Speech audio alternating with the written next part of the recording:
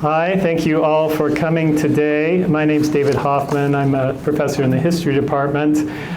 This is a talk sponsored by the Center for Historical Research, and it's co-sponsored by the Department of History, the Department of Anthropology, and the College of Arts and Sciences. We are very happy to have with us today Professor William Reddy. He is the William T. Laprade Distinguished Professor Emeritus of History at Duke University. He's the author of many important books. I'll just mention a couple of them. The Making of Romantic Love, Longing and Sexuality in Europe, South Asia, and Japan, 900 to 1200 CE. This was published by the University of Chicago Press in 2012. And a very influential work entitled The Navigation of Feeling, a Framework for the History of Emotions, published by Cambridge University Press in 2001. The title of his talk today is Conceptual and Performative Variations in Practices of Anger. Are there common threads? Please join me in welcoming Professor William Reddy.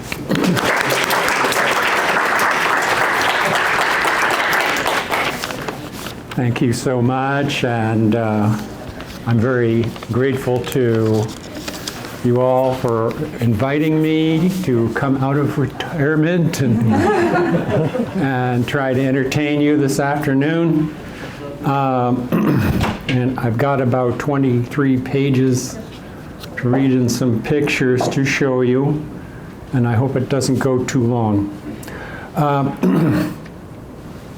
Emotions have been the subject of a lot of new research in the last 25 years. Scholars and experimentalists in a number of fields have been attracted to the study of emotions for a variety of reasons. They've employed a variety of assumptions, hypotheses, methods.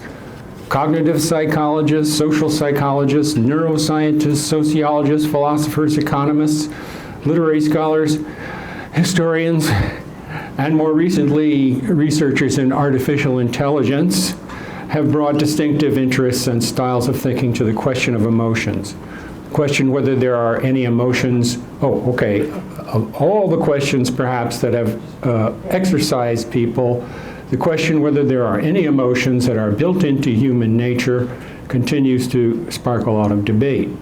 Today I'm going to try to sort some of this out and to point out an emerging consensus uniting some scholars across some disciplines. I will use anger as an exemplary case because anger is often singled out as a strong candidate for a universal emotion, for a strong candidate for if any emotion is built into our genetic makeup, then certainly one of them must be anger. In contrast to the many elusive affective states that pop up in every language just about. Just think, nostalgia, loneliness, solace, ennui, schadenfreude, or this other word that came into use in the 1890s, empathy.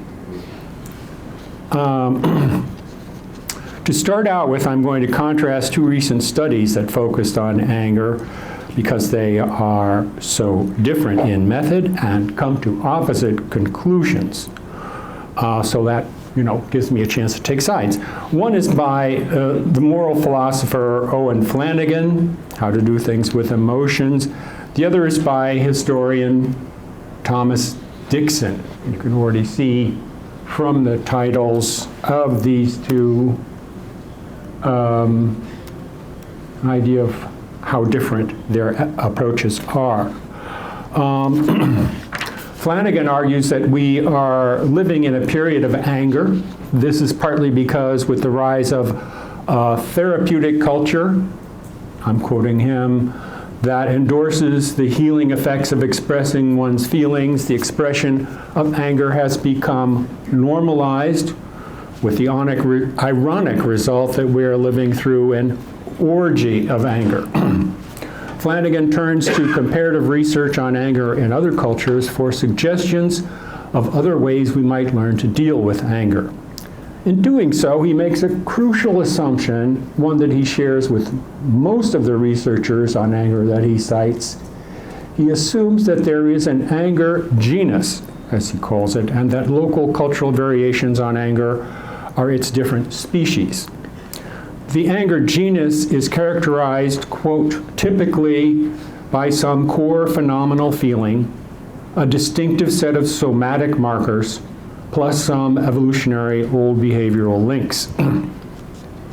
Well, as a moral philosopher, Flanagan considers two types of anger to be wrong and harmful, namely payback anger, which is anger associated with revenge, and what he calls pass-through anger, an anger associated with a desire for someone, no matter whom, to feel the same pain I feel. In sharp contrast, Thomas Dixon, who is a UK-based historian, firmly rejects the idea that we are in an age of anger. Dixon also questions whether anger, as we currently understand and experience it, is a human universal. According to Dixon, quote, anger is a modern English word without a stable transhistorical referent. What Dixon proposes to do is first to demonstrate the lack of continuity across time and space of what we now call anger, and second, to lay out a better method of studying emotions, which he calls genealogical anatomy. This method, he says, will help us to avoid, quote, the twin dangers of anachronism and essentialism. Which of these authors makes the more persuasive case? Could they both be right? One problem is the way they approach evidence. For example, on pages 79 to 84, Flanagan presents a quote, 30-item partial inventory of different roles anger plays in sustaining the normative order across cultures. So here, this is a way of talking. Anger plays, it's just one word, we know what it is, plays different roles across cultures. 19 of the sources Flanagan cites for his 30-item inventory are drawn from works by developmental psychologists, social psychologists, and psychological anthropologists. Researchers in these subdisciplines have, in fact, at least until recently, generally agreed that anger has a core of universally recognizable features. However, two of the studies Flanagan relies on were written by cultural anthropologists Catherine Lutz and Michel Rosaldo, who were outspoken opponents of any comparative or cross-cultural analysis of emotions. They argued that emotions were entirely or almost entirely constructed by cultures. Any resemblance across cultures would be either trivial or accidental. In their ethnographic work, each of them identified a local emotion that superficially resembled what we call anger, but they argued it was so different from our notion of anger as to defy comparison. Well, Rosaldo and Lutz, who were writing in the 1980s, helped to launch a debate among cultural anthropologists and psychological anthropologists about the precise extent of culture's influence on emotional experience. The debate in anthropology was never resolved, as far as I can tell, however, in part because of a rising tide of doubts among cultural anthropologists about the very validity of the culture concept. By attributing too much to the power of culture, it was believed, cultural anthropologists had unwittingly contributed to the othering or exoticizing of non-Western peoples, ignoring their internal diversity, conflicts, individual agency, and so on, in pursuing divergent aspirations, including those involving gender, sexuality, social hierarchy, among others. Psychological anthropologists have remained less concerned about whether cultures were unified wholes or not. Either way, psychological anthropologists continue to believe that some psychic phenomena, such as depression, trauma, or psychosis, and to varying degrees emotions as well, are the same everywhere, however they may be interpreted and enacted locally.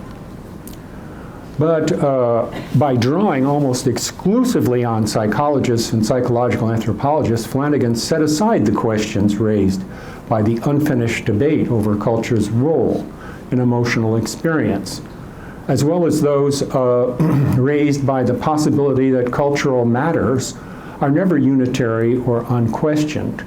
He treats culture as unitary and secondary, as something that handles emotions or gives them roles, but does not fashion, construct, or deeply shape them. However, by now there are, in effect, a large number of researchers, including a growing number of neuroscientists, who by and large would agree with Dixon. They consider the evidence that certain emotions are transhistorical or transcultural to be weak.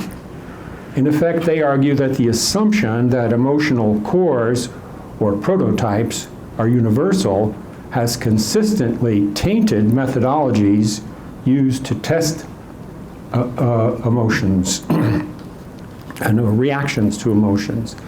In a 2019 article by Lisa Feldman Barrett and co-authors, for example, the authors provide a systematic guide for non-specialists to help them, and I mean systematic, this is like 60 pages long, for non-specialists to help them interpret experimental research on emotional facial expressions. Drawing on data from scores of studies and numerous meta-analyses, they show that there is no reliable relationship between spontaneously produced facial expressions and emotional states, including anger.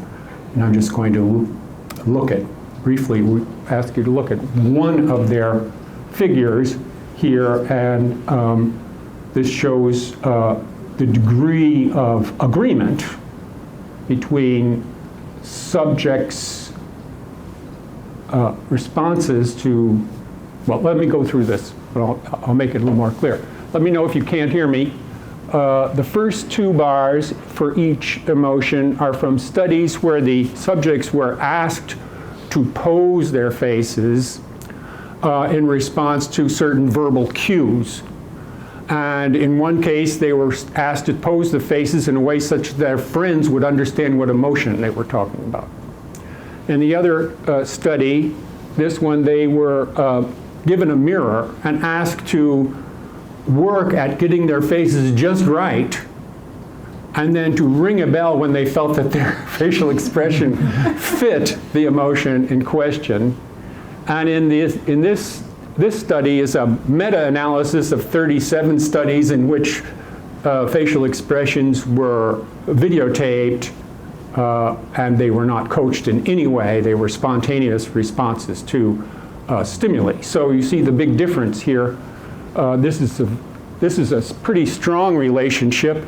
This is a very weak relationship, according to the authors of this overview.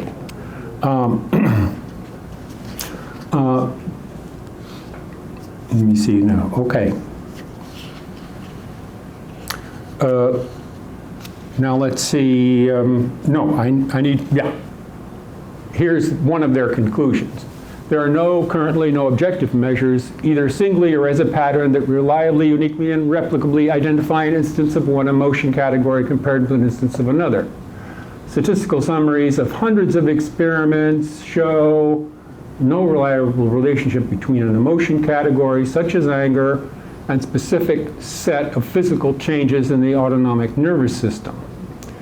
In anger, for example, the skin conductance doesn't work.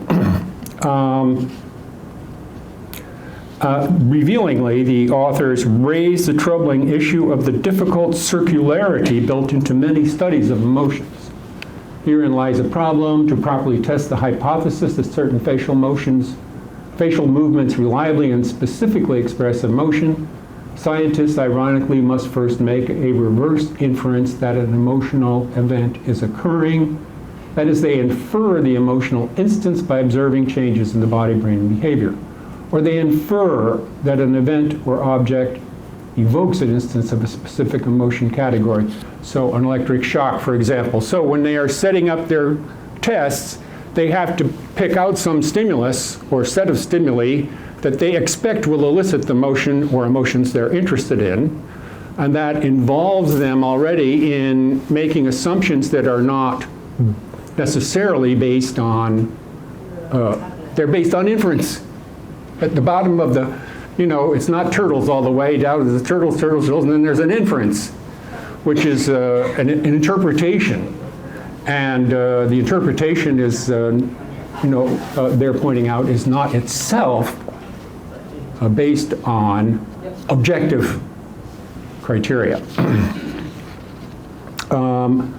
So at best, they say, if the subjects do perform as expected, you don't know that your stimuli are, you don't know that you've got an accurate result. You just know that the subjects agree with you,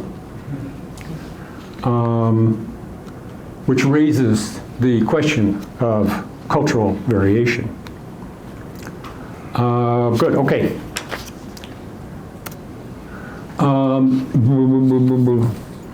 Okay. Quote, one last little quote from them, page 17. If all measures of emotion rest on human judgment to some degree, then in principle a scientist cannot be sure that an emotional state is present independently of that judgment, unquote. And at the end of the paper, I will arrive at the point where I say, neither can any of us. Without going too far into the details, I would suggest not that Flanagan is wrong, so much as that his reliance on certain kinds of cross-cultural comparison does not permit him to identify a universal emotion that is being, so to speak, used too much in America today. His moral arguments may well be valid on other grounds. Although Dixon agrees with the work of Barrett and others, he rejects the idea of just giving up on the project of research on emotions. He proposes that we use our current ideas about anger as an anchor for research, even though the term has no stable referent. We then look at evidence of the past or of other cultural contexts for phenomena that resemble our anchor, including not just theory or moral advice literature, but in historical research, he suggests we also look at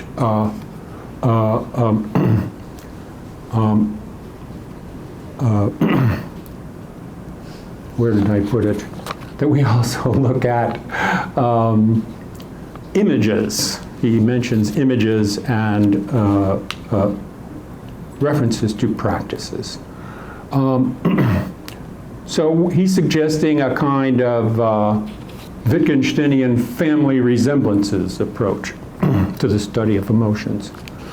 Well, I'm not just going to go ahead and follow Dixon's suggestion here, although I agree very much with what he's saying, but I want to add a couple of points first, drawing on my own research. First of all, there's this striking fact that if by emotions or passions we mean phenomena that stand in contrast to reason, then there is no concept of emotion and no word for emotions of that kind, no word of that kind in the following languages: Homeric Greek, ancient Hebrew, medieval Icelandic, Sanskrit, Bengali, Tibetan, Indonesian, Javanese, Balinese, or other Austronesian languages, or in the Ilongot language of northern Luzon that Michel Rosaldo studied.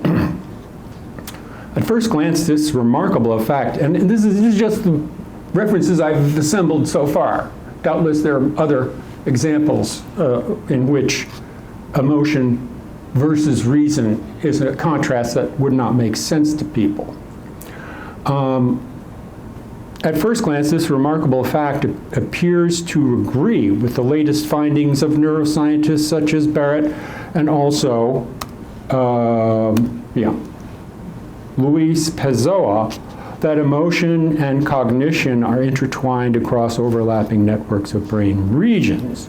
Thought and emotion occur simultaneously and together neurophysiologically, so why should they have different labels? We should not perhaps be surprised if in all these languages thought and emotion are also referred to together as one kind of thing. Some complain here that I'm making an epistemological leap from neuroscience to interpretive historical research or ethnographic research. But in my view, if such a leap helps us shake us out of our comfortable parochial certainties, so much the better. Typical is the remark of Uni Vikan, who in a 1990 study translated the Polynesian word kena with the phrase feeling thought. Or Barbara Koziak, who pointed out that in the Iliad, characters are said to talk to their thumos, but on other occasions they are said to deliberate in their thumos. So thumos, breath or chest, could be considered, some people have considered the seat of emotions in Homeric Greek, but as she's pointing out that they're just simply failing to see Homer's, quote, Homer's lack of a split between reason and emotion. In medieval Icelandic, notes Kirsi Kanerva, quote, emotion was, excuse the pronunciation, hugurring, literally movement of the hugur, with hugur meaning mind, thought, or intention. Second point I want to make is that even though reason and passion may not be distinguished in a given tradition or local linguistic community, I have found that there are invariably words and practices associated with what we might call action orientations or inclinations or feeling thoughts.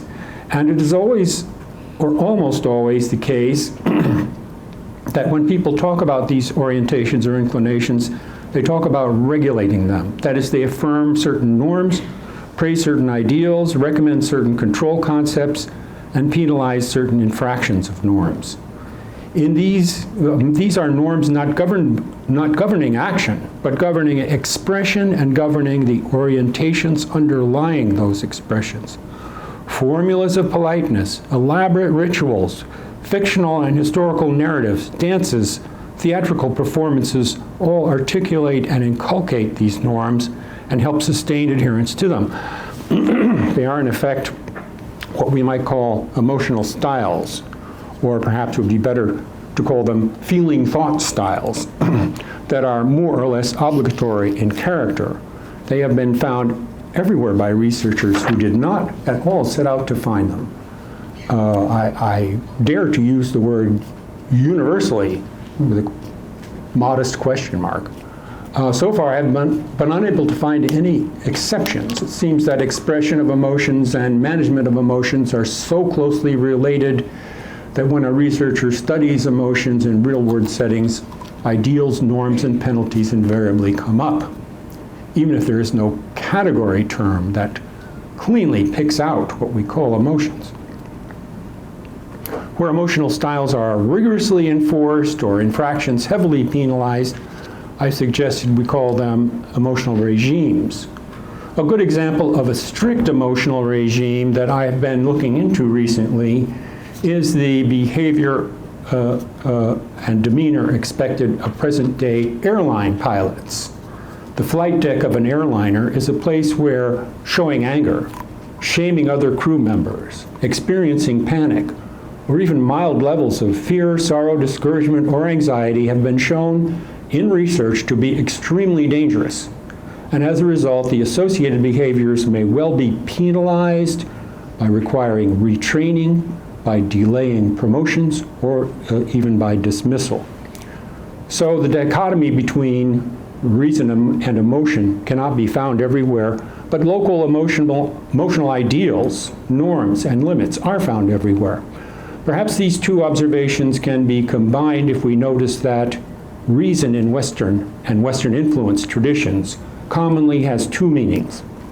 It refers to a kind of calculation or deduction, and it also refers to a roughly analogous attitude in everyday life involving a search for beliefs or opinions that can stand up to doubt. In English, this second meaning of the term reason is apparent in the use of the term reasonable. To be reasonable, in this second sense, I think the term reason appears to mean a kind of emotional ideal or a strategy of emotion regulation, reason and emotion can be compared with what we can identify as the two facets of the double-anchored self of the Balinese, the heart and the face. If one's heart does not conform to an emotional norm according to Wiccan, one can work to change the heart by changing the face. Among the Balinese, and so there we are, reason and emotion. They don't have reason and emotion, but they do talk about heart and face in a very similar way. To strive to act reasonably among English, they have no idea that if you change your face to look the way you ought to feel, that is somehow insincere. And likewise, when in our present day, to best of my knowledge, usage, present day English speakers, when we strive to act reasonably, that's regarded as laudable rather than insincere. Good, okay. So I want now to turn to and look a bit more detailed to a bunch of traditions or closely related traditions that do not distinguish reason from emotions, but do have very clear ideas of appropriate emotional styles and ideals and norms. And I want to look particularly at one tradition that focuses on a kind of anger or anger-like state as an ideal. And in doing so, I'm going to draw on research into popular devotional practices in West Bengal. Before proceeding, though, I want to put out a bunch of caveats. It's important to point out that the religious practices of South Asia are a frequently debated topic among scholars as well as in South Asian public opinion.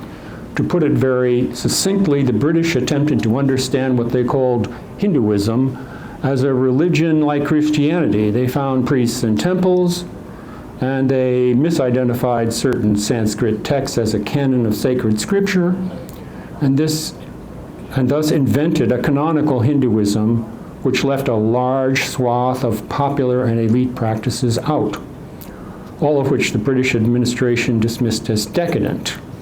Some prominent South Asians attempted to reform Hinduism in the wake of the British takeover. More recently, however, many scholars have agreed that the idea of a unified Hinduism is a British ethnocentric oversimplification. As one scholar, Anway Mukhopadhyay, recently put it, there is, quote, a maddening multiplicity of traditions jostling in the energy field called Hinduism. Rather than attempt to sort out these debates, I will focus on June McDaniel's research on a limited number of popular practices in West Bengal. Here, just for a few minutes, where she has done work since the late 1980s. McDaniel has researched several strands of religious practice that involve special devotion to a variety of goddesses, including the great female goddess in the form of Durga or Kali.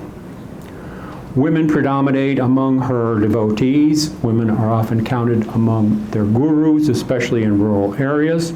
Some of the ritual and prayer goes on in households, some of it goes on in secret, because in some milieu these practices are associated with low-status individuals and looked down upon as disreputable. Many women and men have faced stiff parental resistance to participating in such devotional practices, according to McDaniel. Briefly, some background on Durga and Kali. In some theological texts, Kali is a form or aspect of Shiva's consort, Devi or Parvati, who is the source of all of the great god Shiva's power. As Durga, the great goddess is even more closely associated with supreme status by a myth summarized as follows by David Kinsley. Here we go, we can get through this. After performing this demon, Mahisa rises to rule over all of the gods in a rather underhanded way, presumably. The gods then assemble, and angry at the thought of his triumph, they emit their fiery energies, and a great mass of light and strength congeals into the body of a beautiful woman the goddess Durga, who is equipped with weapons by the gods, supplied with the lion as her vehicle. She roars mightily, causes the earth to shake, and defeats Mahisa.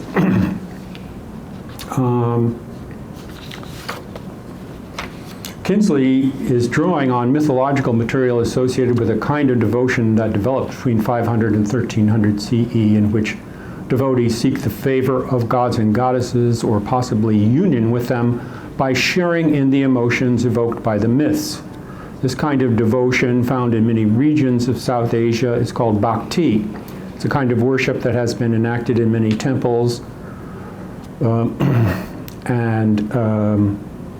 the emotions of bhakti were drawn originally from those of traditional Sanskrit aesthetic theory. So I'm moving quickly through, I'm summarizing a lot of material here. So that according to that theory, Sanskrit aesthetic theory, there are two kinds of what we would call emotions. Bhava, roughly the emotions of everyday life, and rasa, a higher form of emotion. In a frequently quoted passage, do I have that next? Yes, a frequently quoted passage, A.K. Ramanujan explained the difference between bhava and rasa as follows. The feelings of an individual are based on personal, accidental, incommunicable experience. Only when they are ordered, depersonalized, and rendered communicable by prescriptions do they participate in rasa. Rasa is a depersonalized condition of the self, an imaginary system of relations. June McDaniel offers the following comments on rasa in relation to West Bengal popular devotional practices. First of all, she notes that according to rasa theory, rasa allows the observer to experience a wide range of emotions, yet be protected from their painful aspects. And in another study, she says the following: the ideal viewer is the Saridya who has polished his heart like a mirror through training in literature and the understanding of rasas. Such a viewer can experience delight through the arts, or through religious visions, or even through food. A person who is sensitized in this way can experience depths that others cannot perceive. This is why training in the arts is important. From early on, a specific facial expression was often associated with each rasa. Here's examples from the Kathakali theater tradition of Kerala. The 9 rasas here. There's one that's been added at the end called Tranquility, which came after Bharata, and not all commentators agree that it belongs in the lid. But let's just look at anger here for a second. Generally, this is something, an expression which is not easily recognized as anger by people in Western-influenced traditions. We find a similar facial expression in many depictions of Durga, that goddess who combines the angry energy of all the gods as she kills the demon Mahisa. Here's an example from a 7th century cave temple. You can see Durga is riding on the lion given her by Himalaya, and she's holding different weapons given her by the different gods, and she's defeating Mahisa, who is a buffalo demon. And you can see her face is not that different. In fact, it appears to be another instance of this kind of facial expression associated with the rasa of Raudra, which is not anger, it's something transcendent. It's a different kind of, it's in a different register from what one might feel towards a person who cut you off on the highway, for example.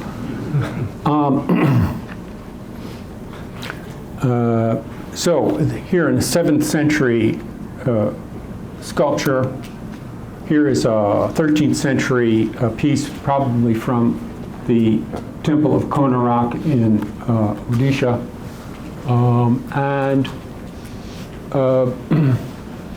Facial expression is very similar. Perhaps the chin isn't quite as high, although that might be because the demon is below her. Here's a watercolor from mid-18th century, and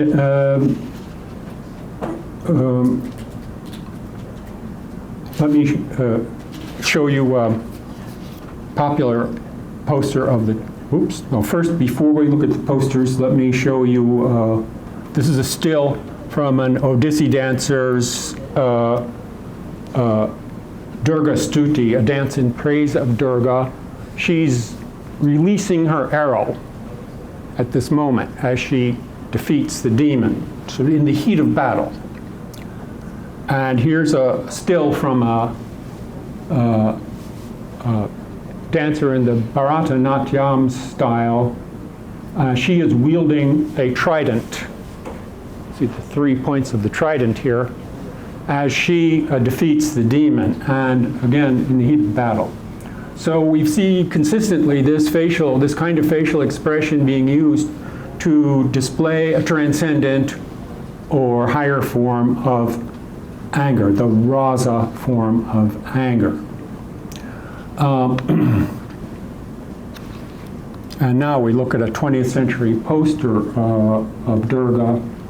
I'm not sure where it came from. It's in the Bard College collection of these. It's easily accessed in the JSTOR image database. Okay, so Kali is sometimes said to represent Durga's own personified wrath. Oops, I'm whacking my microphone. Well, sorry about that. Durga's own personified wrath, her embodied fury. This is according to Kinsey again.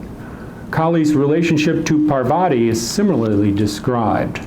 Many associate Kali's facial expression and icons with overwhelming fury. Let's look at a couple of icons of Kali.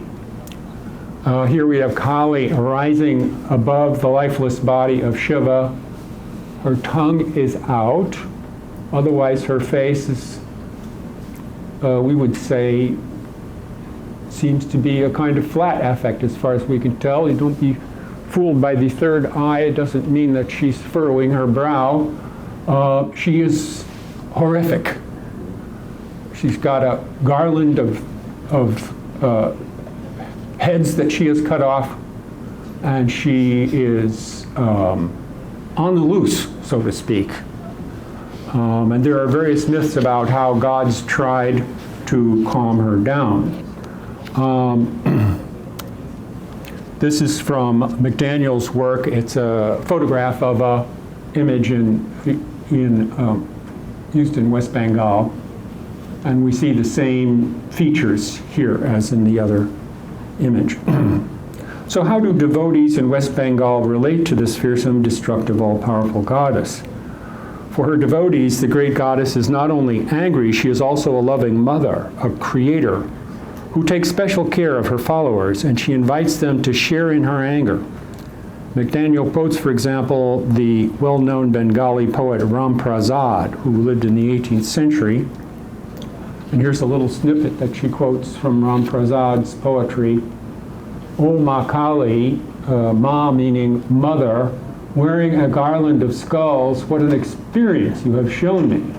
They call me mad from love, the members of my family. They hurl curses and insults at me, but whatever people say, Dark Mother, my faith will not waver. If you get rid of this illusory world, insults and pride are unimportant. I have made your red feet my goal. I'm no longer concerned with worldly opinions. So here, the poet is espousing her anger, her fury-fueled destructiveness. I'm going to stick with you, and you're going to really put it to, my family who rejected me for being devoted to an unusual goddess.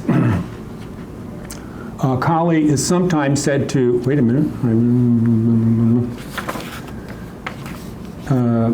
In this quote, Kali's rage is linked to personal resentment at the ostracism or social demotion faced by her devotees.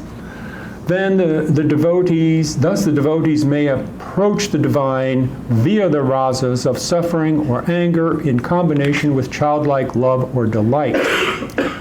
Whether positive or negative, rasas are uplifting, transcendent. They may be the end point of devotion's work, or they may be the threshold that leads on to something beyond emotion and beyond selfhood.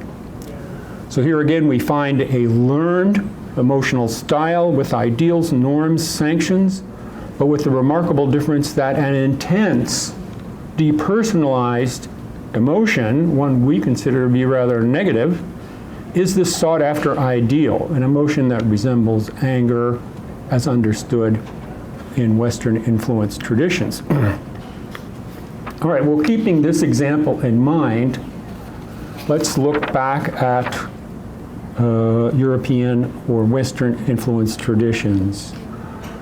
Let's go back to, as many people do working on this question, go back to Seneca, the 1st century CE Roman philosopher, a Stoic, who became, in a way, Stoicism's most prominent exponent in the early Roman Empire. Of all the passions that threatened one's well-being, Seneca targeted ira, anger, as the most dangerous. Like Aristotle, he treated anger as the response to a slight or insult, but unlike Aristotle, he did not think that the passion of anger. So this is an interesting difference just right here. Owen Flanagan thinks various kinds of anger are fine, but not revenge anger. But that's the only kind of anger that was recognized by Aristotle or Seneca. Seneca did not think the passion of anger could be harnessed to motivate a search for revenge, as Aristotle did. On the contrary, he said anger was like an enemy army besieging the soul. One must keep it outside the walls, open the gate, and once inside the soul, it will run rampant. Seneca did not deny that revenge might well be something one was duty-bound to carry out, but virtuous action, effective action, even if motivated by insult, always required complete calm. Seneca described the demeanor of the angry person, and this is interesting in some detail, and his description would remain influential down to the 17th century and beyond. The angry man, here's a quote, "The angry man is easy to recognize," Seneca wrote. "Eyes blaze and sparkle, face is crimson, his lips quiver, his teeth are clenched, his hair bristles and stands on end. His breathing is forced and harsh, his joints crack from writhing, he groans and bellows." Well, this is real. This is real anger, huh? Groans and bellows, so his teeth are clenched, but he groans and bellows too. Bursts out into speech with scarcely intelligible words, strikes his hands together, and so on. It's an ugly and horrible picture, distorted and swollen frenzy. So that's not something that you would want to display if you were a well-bred Roman senator. With the rise of Christianity, the Stoics' blanket disapproval of emotions could not be sustained. The Hebrew Scripture and the New Testament were full of moments of passion, positive and negative, good and bad. Christ's suffering during the crucifixion, which included emotional suffering, is what made redemption possible. Augustine of Hippo, around 415 CE, explicitly rejected Stoicism, arguing that emotions were a feature of the will, and that just as the will to act in a certain way was either good or bad, so were the emotions that went with it. Fear of God was good. Fear of an earthly ruler fear of an earthly ruler was bad if it led one to deny one's faith. Anger at heretics was good. Anger experienced at gladiatorial games was bad. With this revision in place, however, Christians continued to regard most passions most of the time as morally suspect, if not clearly sinful. Pope Gregory I, around 600, drew up a list of 7 deadly sins, which turned out to be 7 emotions: pride, envy, anger, sloth, avarice, gluttony, and lust. This list became a common topic for confessional guides, sermons, and works of art throughout the Middle Ages and beyond. Very commonly, here's a 1505 painting by Hieronymus Bosch showing the 7 deadly sins in this center circle. And it's very typical of presentations of the 7 deadly sins is that we see action, moments of action. We see scenarios unfolding. And one of the reasons I think for this is that to have an emotion was not inherently sinful, and especially not if one did not consent to it in the Christian vision. So you could have passions, and if you did not consent to them, then you did not commit a sin. So to show them as sins, we have to show people committing sins. And in Bosch's treatment of anger, as frequently is associated with drinking. And here we have a strong barmaid, presumably, preventing these 2 drunken fools from hurting each other, fighting over some slight that probably was of no significance.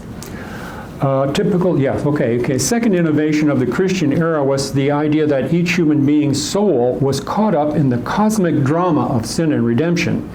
This drama opened the soul to new outside influences from the Holy Spirit, who could infuse grace into the soul, and Satan, who could tempt the soul with suggestions designed to stir the passions. God's will could be read in the unfolding of history, and God permitted Satan to entice some souls with promises of magical powers, vengeance on enemies, personal enrichment.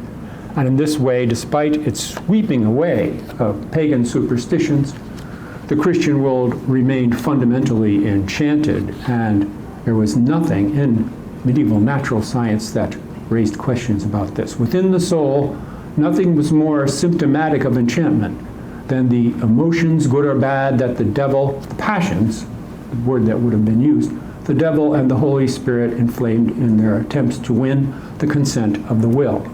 And here we have a lovely capital from 12th century monastic chapel at Vézelay, showing Satan bringing a woman to tempt Saint Benedict to drop his holy meditations and get distracted by desire. And notice the facial expression of the devil. We'll see that in other cases as well. Some medieval depictions of anger endowed anger with a monstrous facial expression that retained some features of Seneca's description. And here we have, this is another example of demons torturing a monk. In this case, it's St. Anthony. And this draws on a life of the saint, a moment of difficulty in his spiritual career. Some medieval depictions of anger endowed it with a monstrous facial expression that retained some features of Seneca's descriptions. Okay, so what have I got here?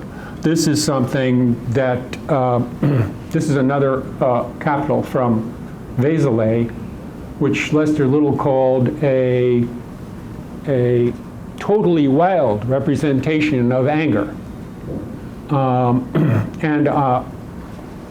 I suppose we could imagine that this is a case of someone bellowing, if we're following Seneca's descriptions. But you notice the hair standing on end.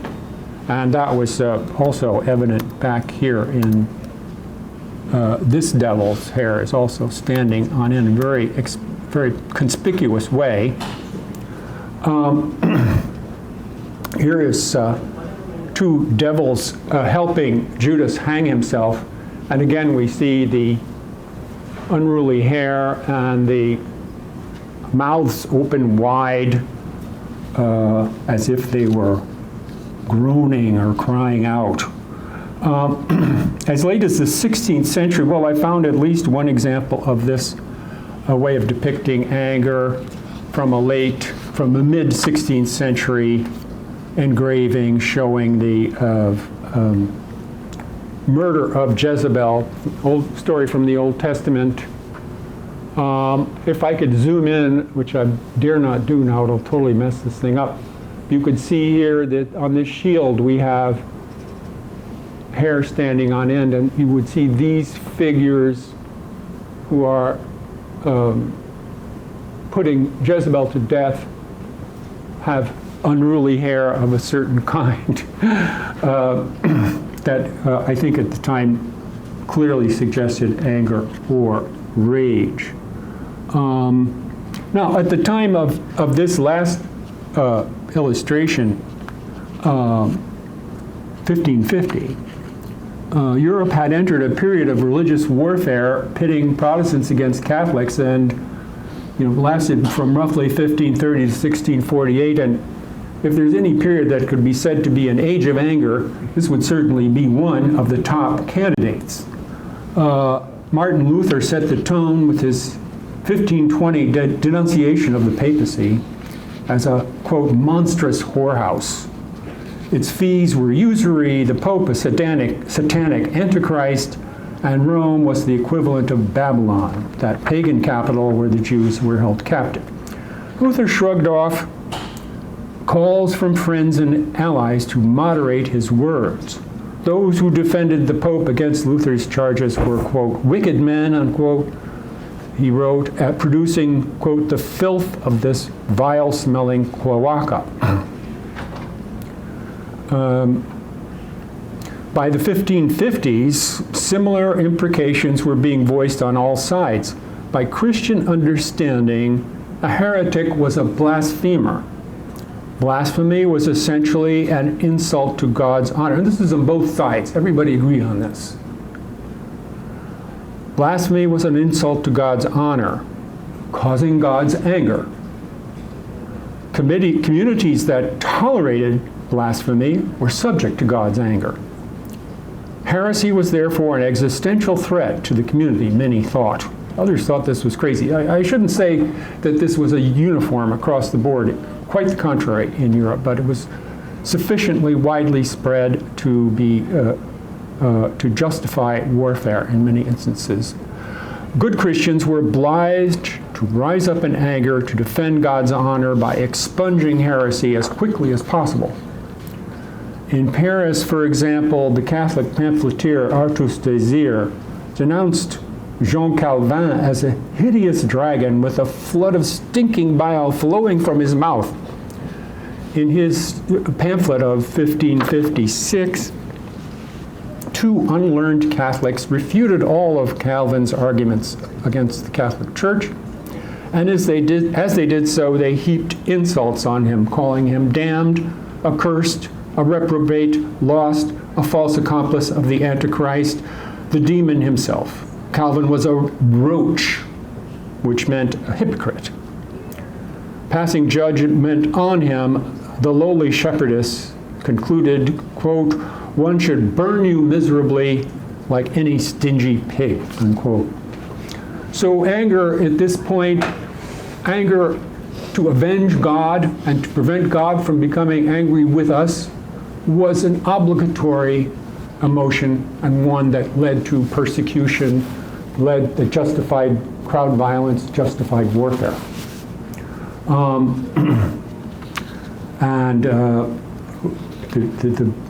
The worst episodes were the French Wars of Religion of the late 16th, the Dutch Revolt of the late 16th, and the 30 Years' War between 1618 and 1648. In that last series of conflicts, conservative estimates are that 5 million people died in Central Europe. So this was serious stuff, and it was dominated by the rhetoric of holy war up until 1634, by which time both sides had suffered severe reversals of fortune, and belief in God's support for continued warfare began to fade. Providence was not sending clear signals. The shift in atmosphere was widely felt, and likely helped pave the way for the growing influence of the so-called New Philosophy, the thinking of such figures as Galileo, Bacon, Hobbes, and Gassendi, who saw the world as a material realm free of spiritual influences. With reference to emotions, none of these new thinkers was more important than René Descartes, who in 1637 began publishing his revolutionary proposal to treat nature as a great machine and to treat the soul as a reasoning substance that communicated with the world only through the machine of the body. In all previous ages, the human soul, and this I think is important in thinking about why the history of emotions is consequential.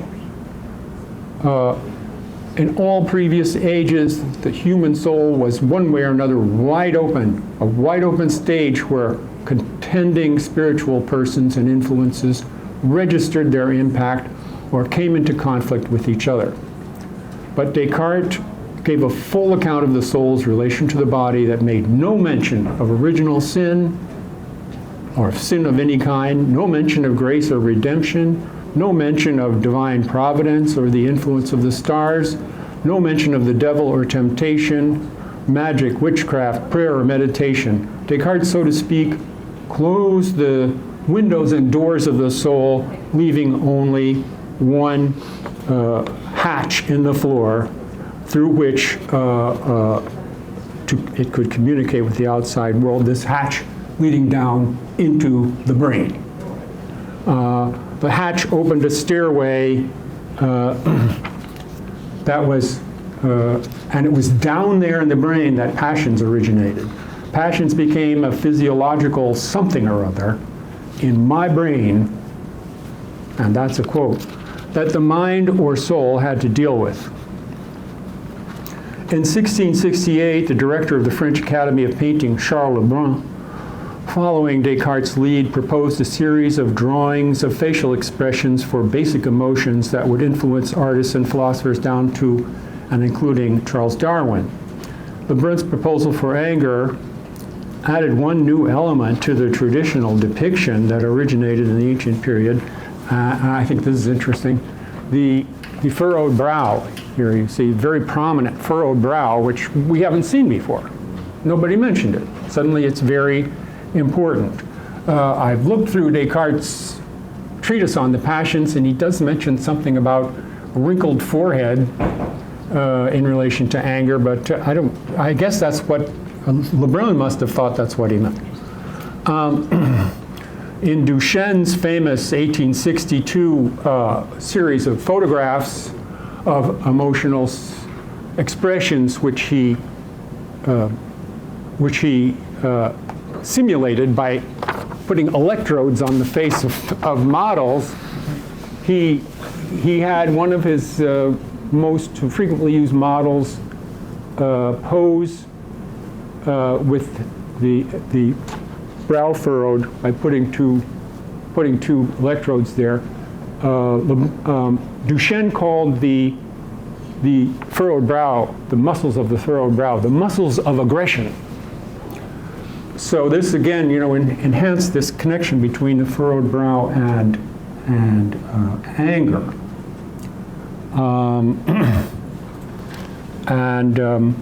Both Lebrun and Duchenne had influence on Darwin, and Darwin certainly influenced subsequent experimental psychologists in their understandings of what anger looked like. And here is from Barrett and Adolph's article of 2019. Here is a picture of the angry face, the standard angry face used by psychologists in a wide number of studies in the last 50 years or so. These action units in here are the furrowed brow, The brow has to be furrowed, and yet the eyes have to be, the eyelids, upper and lower eyelids have to be stretched apart, like that. And then the face, the mouth is here is flat. That's different, I think, from Lebrun. The mouth is bending downward, and Dixon notes that in some of these, the two ends of the mouth appear to be open, while the middle is closed like that. But perhaps because the figure is supposed to be gritting its teeth.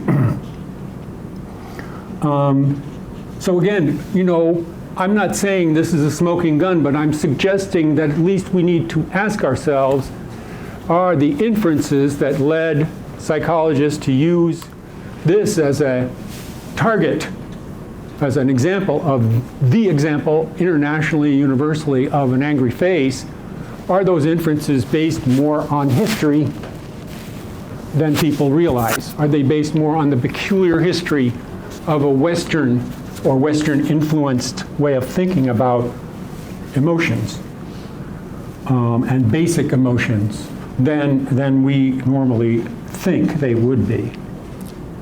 All right. Now let me briefly talk about the time since Descartes. I'm skipping through the centuries here. I'm going to skip up to the end of the 19th century.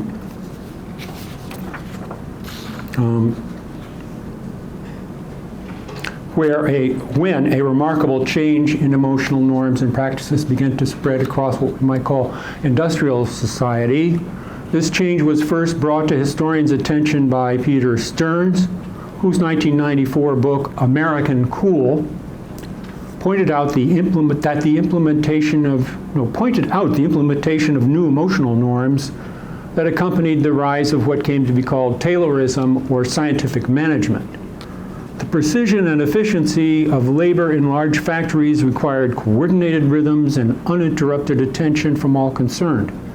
The experience of industrialized warfare in the First World War, made it clear that well-oiled cooperation of this kind was a new kind of national existential necessity. By the 1920s, managers and foremen were being told not to express anger or disapproval on the shop floor, and if workers became angry or insulting, to remain cool and undisturbed. This was a new kind of stoicism, if you like. Along with it came a shift towards what Cas Wouters, Dutch historian, has called informality across European workplaces and public spaces. That's why I'm not wearing a tie today, being informal. As Stearns pointed out, jealousy and bullying in the 19th century were regarded as normal and even rather good, morally good. Adultery was a crime. Sissies should be bullied so that they could learn to be brave. Now, the cause of action called alienation of affections in the US is a legal dinosaur. While sibling rivalry is worrisome, bullying at schools something to be stamped out, and emotional abuse pathological. Stearns argues that this shift towards cool egalitarianism in workplaces and public venues was accompanied by arrangements to permit occasional ventilation of emotions, whose everyday expression was no longer permitted. The ventilation idea was based on a hydraulic model of emotions, a model that Flanagan rightly considers dubious. The idea is that pressure must be released through safe channels, such as individual or couples therapy, or leisure time settings where people may safely blow off steam. Spectator sports, live music events, after hours, drinking, dancing in bars and parties. We may be witnessing, at least in part, a growing frustration with this arrangement. Now I have one more picture I have to show you. Now that's blowing off steam. That's what I think. Okay.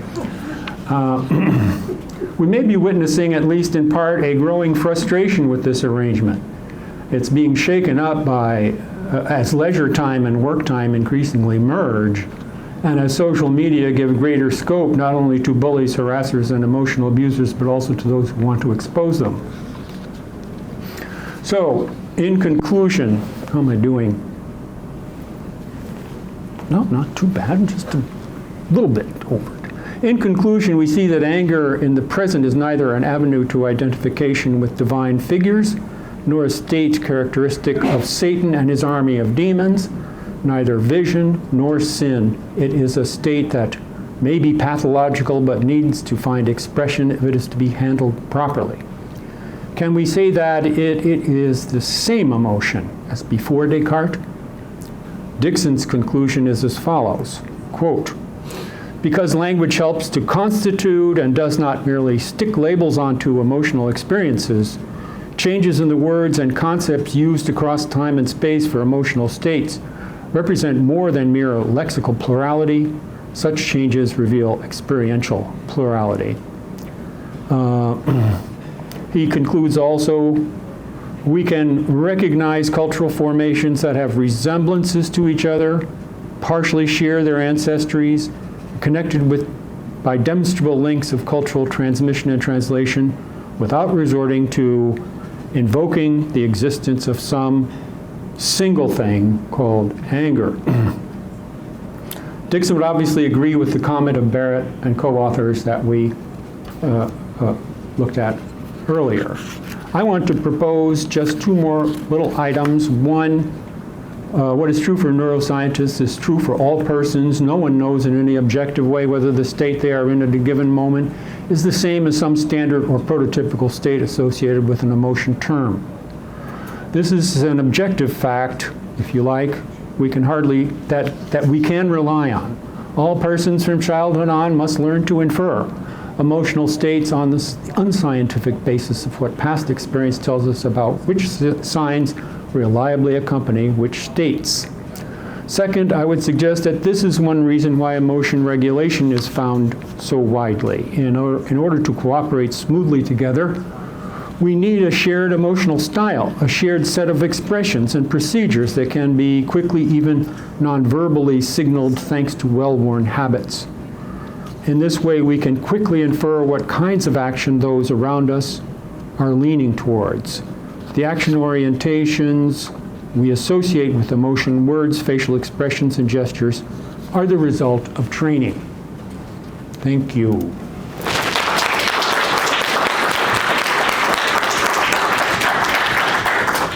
That was supposed to just be 50 minutes, so got carried away. Thank you very much, Bill. We do have some time for questions. I wanted to ask people asking questions to hold this microphone so that it can be captured on our recording. This will not amplify your voice. You still need to talk loudly, but this will help with our recording.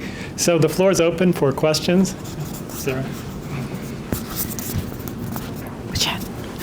We'll figure out which end to speak into. Thank you very much. That was really enjoyable. Thank you. I want to return to the idea of emotion and reason as opposites. And one quick question and quick comment as well to go with this. One comment first. If you were to take a look at medieval depictions of demonic possession or suicidal frenzy, you would see the exact same hair sticking straight up because it's a lack of reason. Totally. Really good stuff. One thing you didn't mention, though, is gender. Yeah. And I mean, it seems to me that emotion and reason are so gendered in Western society. Women are emotion, men are reason. And because of that, that has an influence on our views of emotion. Emotions are something that are really negative. If we're talking about anger, for example, if a woman is angry, that's totally lacking in reason. But when a man is angry, it's not. And I'm thinking if, we're even going back to revenge, a man taking revenge is totally justifiable. And in fact, Augustine of Hippo's views of just war theory all depend on there has to be revenge. And that's good. Right. So where does gender fit in? And is that something that's just Western, or do other countries do this too? Very interesting question. Of course, it's another whole, this is a book. Oh, yes. But one of the things that first attracted me to studying emotions was when I noticed that in periods when women were admired, emotions were admired. And in periods where women were denigrated, emotions were not trusted. So roughly, yes, but roughly, the medieval ideal of courtly love puts a mistress as in charge of a male who is subordinate to her and who loves her. That's good. That's heroic. That love is good. This is quite an innovation. And I did write a whole book about it, much to my joy. And then again, in the 18th century, women were regarded as morally superior to men during the high sentimentalism. Why? Because they were more sensitive. And sensitivity meant you were able to, and also you were motivated to act virtuously. So when you were sensitive, you felt pity, you got pleasure from generosity, you were morally good. Women were more sensitive than men. So it's a continuous, there's a sameness here, but within variation. Whereas reading in some South Asian contexts, women were subject to a certain kind of discipline and had to espouse that discipline themselves because they were so powerful and therefore so dangerous. I sense there's some association with Durga and Kali there. Also, I know in many circumstances a king or a priest had to be married in order to take office because they needed that source of energy. So in other words, there's a wide variety of ways in which gender and sexuality can be interwoven with these ideas about emotions, and I didn't even touch on it, but I got through a lot.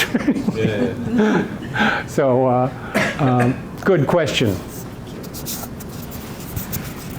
Thanks for excellent talk. I just have a quick question. What is the role of narratives in the practice and regulations of emotions? In general? Yes. Or theorizing, if you want. Oh my gosh. Yeah, I think it's unusual for in this context. It's unusual that Lebrun just did faces. Now we've got pictures of facial expressions from. I put Kathakali theater on the screen. There were facial expressions associated with motions in many, many traditions. And as we've seen a little bit of how they vary. But I do think it's interesting that starting in the 17th century, emotions started to kind of get abstracted out of situations and become an object of scientific curiosity, if you like, in their own right. At the same time, you know, a lot of experimenters have used one or two sentence narratives as stimuli to get people idea, like the anger, that first study that I was talking about that Barrett and Adolphson all referenced. One of those studies got people to make an angry face by telling them to think about the following. A friend of yours has insulted you and you're feeling very angry. Now show how your face should look. So in other words, narrative in my view, emotions respond to whatever we call emotions. They're a way of thinking that responds to the richness of situations. And so narrative is extremely, shall we say, helpful or even perhaps essential to explaining to anyone what emotion you're talking about. So if we've learned about the labels, that we can associate, certain meanings with those labels. Hi, thank you so much for a really interesting talk. I'm wondering if you can talk a little bit about the connection between humoral theory and emotions, particularly because, right, in India, within the context of Ayurvedic medicine, which is kind of like humoral medicine, there's a sort of different physiological model for emotional responses, and I'm curious whether you see a pattern kind of sort of in a universal way, or in a more particular Western way when humoral theory sort of starts to kind of peter out in, I guess, the 19th century, 18th century, and we start to sort of replace it with other physiological models. And of course, now we think we're back to humor because we think our guts are producing our emotions. But anyway, I'm curious to hear sort of how different physiological models track with the history of emotions. Well, you're raising very important, interesting question, which I have skipped over.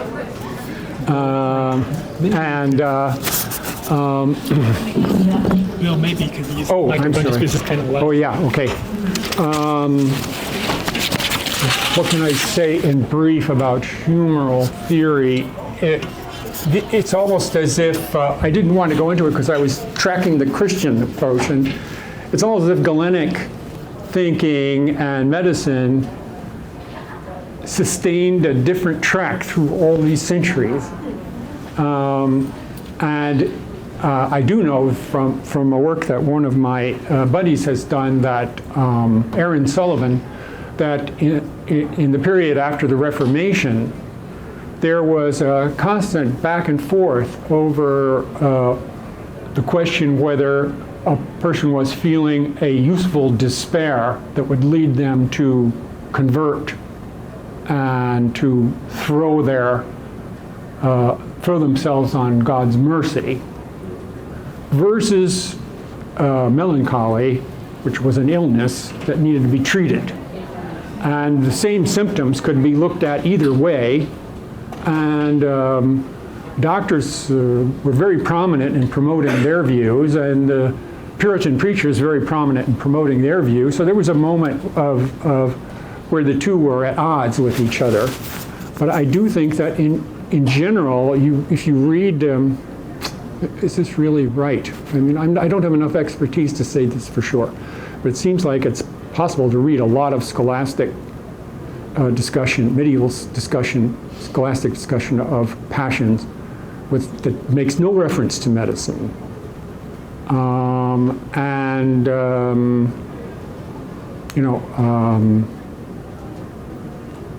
There's really a concern with they're concerned with the constitution of the soul and the possibility of acting virtuously or sinfully. Whereas the humoral stuff was a way, as today, it's a way of pursuing, a way of exonerating yourself. Well, I just in a bad humor. And I'm getting treatment for that now. That's always been there as a possibility. As for how that plays out in the Arabic tradition or in South Asia, this is beyond my capacities to speak of. Oh, Professor Reddy, I'm a great fan. I've read a number of your books. Thank They're you. really good. I even own 2 of them. So I think I paid full price. Oh, my. So I couldn't I'm going to wait. send you a card. Anyway, I want to follow up on Professor Butler's excellent question. Have you read and this may be a suggestion instead of a question. Have you read Ann Douglas's Feminization of American Culture? What's the first name? Ann Douglas. Ann Douglas. Feminization of American No, Culture. I haven't read that. It's a profound book that people aren't reading so much anymore, and it gets to the heart of Professor Butler's question. I'm just suggesting it because she was interested in the way that in the 19th century, Congregationalist and Unitarian ministers and women writers, Harriet Beecher Stowe, Sarah Parton, were trying to reinvent Christianity around the idea of sentimentalism, that it's about the emotions of Christ. You need to feel compassion and empathy and sympathy. And what's most remarkable about the book is she goes into Melville. I was thinking of entangled brain, the way that perception, cognition, and emotion. What Melville does in Benito Cereno and in Bartleby the Scribner is said, this is a pose, and you don't really understand. You feel you are a sympathetic person who's really the sympathetic narrator. You don't understand Bartleby or what it's like to be this clerk. You don't understand when you come on this slave ship. You think you're just talking to the captain. You don't realize that the enslaved people have taken control of the ship. You have no idea what the slaves are feeling, that they've killed part of the crew. You think you are feeling this, but it's a pose. And I think that would be a really interesting way for you to think about the issue, about that 18th century, 19th century empowerment of these emotions, which are seen as feminine. Yes. And Melville's critique, I think, is very powerful. Great, thanks. Thanks for the tip. I've often thought, that just like the French were profoundly disillusioned by sentimentalism during the Revolution. They just saw how many wild implications it had, how far off the rails, so to speak, the country went as some people pursued a sentimentalist revolution. And they were complete, they were all right down there with Balzac after the revolution was. But it seems as though in U.S. history it happened with the Civil War. The abolitionists were sentimentalists, and after the war there was a reaction against that kind of sentimentalism. And I know that there was some attempts on, other people can speak to this much better than me, but it had implications for feminism as well. Melville was skeptical of the 1850s, already. Yeah. Well, Melville was seeing more than most of us. Most of the time. Smart guy. Thanks. Ann Douglas.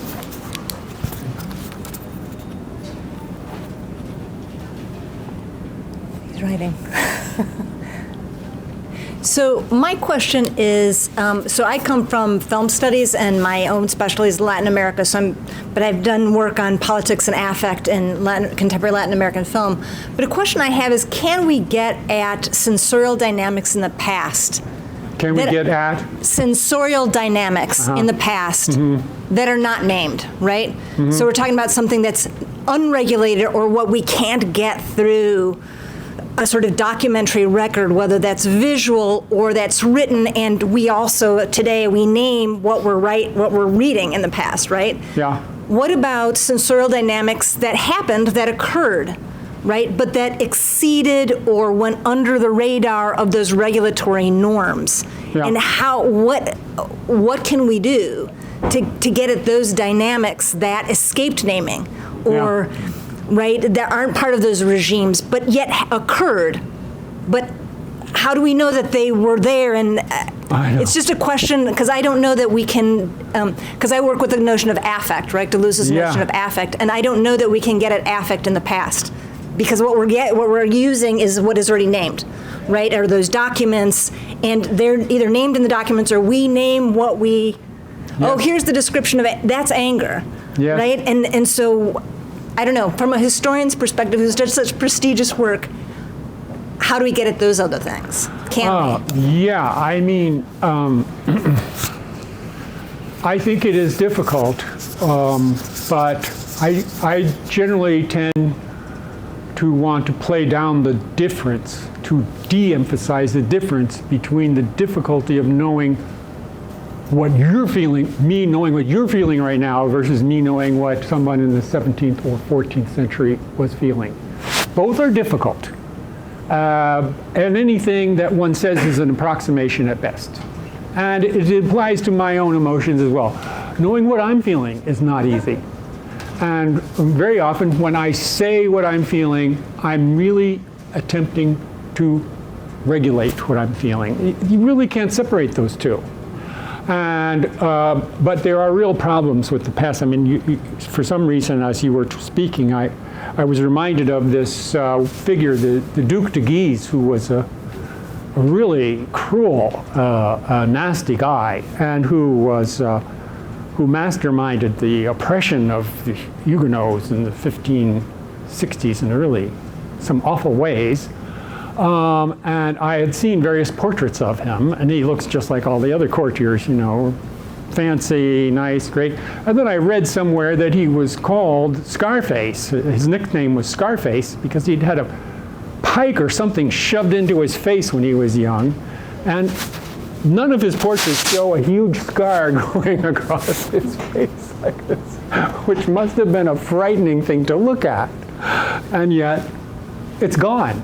It's been airbrushed out, so to speak, or I guess we say photoshopped out now, by Clouet and his fellow portraitists. And how much of that is lost? How much of that kind of thing is lost? So much. But we do get these remarkable moments where we can see that when people were at their politest at court, they were perhaps their most dangerous. You know, it's like, oh, I'm glad to see you too, Duke. You know? That there had to be, you know, to me it sheds light on the problem that was so big in the 16th century of dissimulation. What is dissimulation? When is it okay? When is it not okay? When is it sinful? When is it necessary? And therefore good. It was a huge debate, and I think, you know, we can get at how we can get glimpses of how these debates were coming out of, you know, the debates which are published. We can read them. How they were coming out of moments of real anxiety and uncertainty, tension, fear, anger. We have time for one more question. Anyone? If not, I'd like to thank you.